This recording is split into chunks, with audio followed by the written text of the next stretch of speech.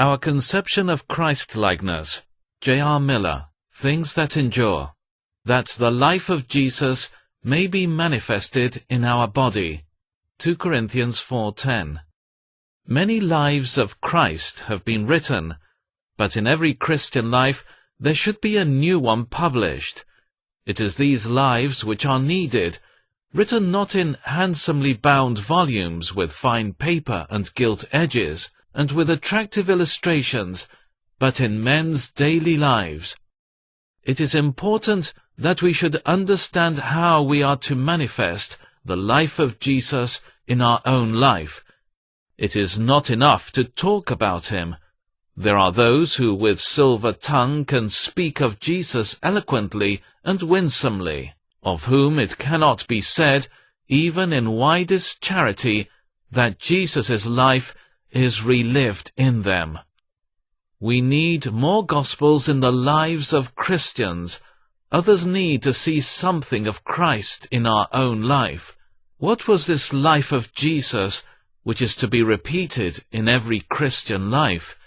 Its great central characteristic was love, love full of compassion, love serving even to the lowliest degree and at greatest cost.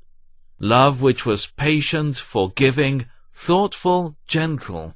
Love unto the uttermost, which went to a cross to save sinners. When we think of being like Christ, we are apt to gather out a few gentle qualities, and let these make up our conception of Christlikeness. True, he was a kindly man, a patient, quiet man. He was thoughtful, compassionate, unselfish, loving. But we must not forget that the cross is the truest symbol of the life of Jesus.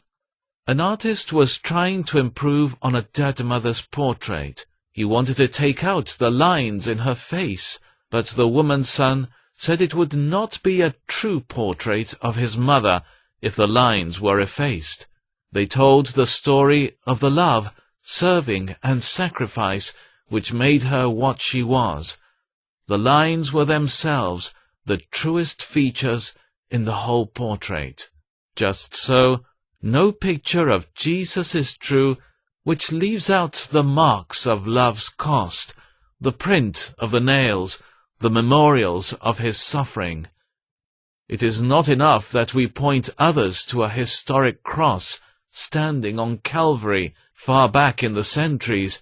They must see the cross in our own life. When we speak to our neighbors of the pity of Jesus, his eager desire to save the lost, his giving of his life as a ransom, they must see all this in us.